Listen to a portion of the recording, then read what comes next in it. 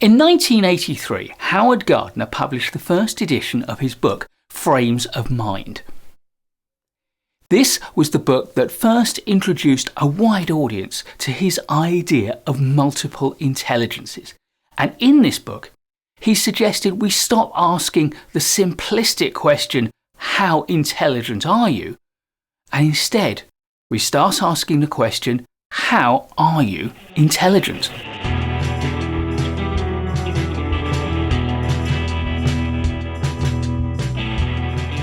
The Harvard psychologist Howard Gardner has done more than anybody else to challenge the idea of a single measure of intelligence. And instead, he suggests that there are multiple ways that we can be intelligent. With his more comprehensive way of understanding intelligence, he suggests that we have multiple different types of intelligence and that we combine these in different ways to produce our talents. Gardner started with 7 multiple intelligences, later increasing the number to 8, and although other people have suggested other intelligences, the truth is that there is little solid empirical evidence to distinguish precise types of intelligence. So I'm going to stick with Gardner's 8 types of multiple intelligence. The first of them is verbal or linguistic intelligence, and this is about our ability to work with language and with words. And we find this facility in people who can speak fluently, who can understand languages, and who can write well. Gardner's second type of intelligence is a logical or mathematical intelligence, the ability to reason precisely, and a comfort and facility with numbers and mathematical reasoning.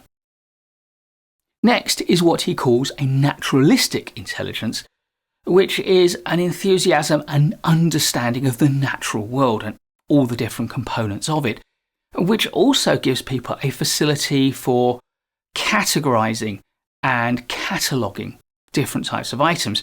So we don't just find the naturalistic intelligence manifesting itself in an understanding of medicine or plants, but also in the kind of cataloguing of man-made things as well.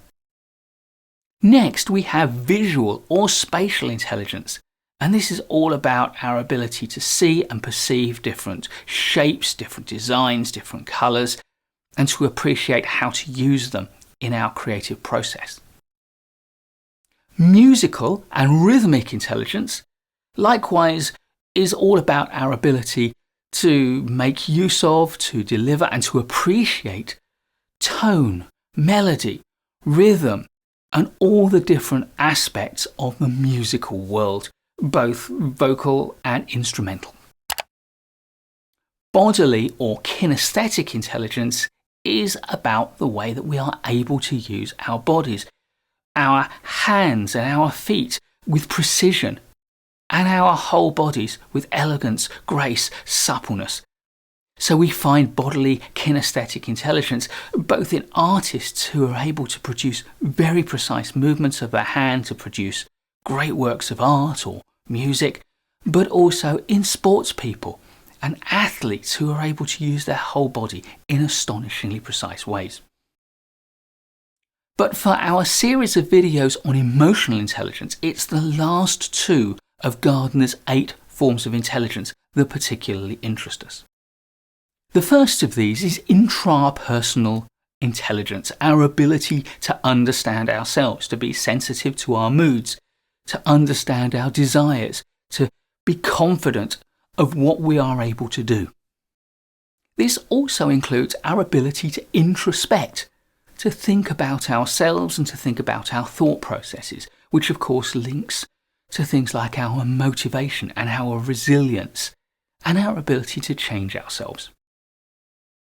The final multiple intelligence is interpersonal intelligence, our ability to understand and work with other people that we encounter. Interpersonal intelligence gives us a strong ability to build relationships and to strengthen them. It gives us the abilities to influence and negotiate, to lead and to motivate other people. And of course, ultimately, it's about our ability to empathise with other people, to understand how they feel, and therefore to inspire them and put them at their ease. It's these last two of Howard Gardner's multiple intelligences, intrapersonal intelligence and interpersonal intelligence, that have clearly inspired a lot of the work that has gone on subsequently about emotional intelligence. Indeed, if we look at the most popular model of emotional intelligence, that of Daniel Goleman, we clearly see the intrapersonal and interpersonal split in his four main emotional intelligences. The two intrapersonal intelligences of self-awareness and self-regulation, and the two interpersonal intelligences of empathy and social skills. Now, it is important to say that Howard Gardner's work polarises debate in the worlds of psychology and education. The evidence for the validity of multiple intelligences in terms of actual neural correlates, that is to say, things that are going on inside our brain, is weak at best. Some people absolutely love the idea of multiple intelligences. It has a highly egalitarian sense to it, in that it marks out intelligence not just as the simple numerical and verbal intelligence that we often test most in our education system, but spreads it out and says we can all be intelligent in different ways. And for me, its real value is in understanding how different members of a team can contribute in different ways, because we all have different balances of intelligence in these 8 dimensions. However, others do criticise it heavily for the lack of empirical support that I mentioned a moment earlier. As a result, I'm going to leave the last word on multiple intelligences to Howard Gardner himself. He said, "These intelligences are fictions, at most useful fictions for discussing processes and abilities that, like all of life, are continuous with one another." Please do give this video a like if you've enjoyed it and learned from it. I'll be creating loads more great management courses content for you, so please do subscribe to the channel and hit the bell so you don't miss any of it. I'll look forward to seeing you in the next video, and in the meantime, keep learning.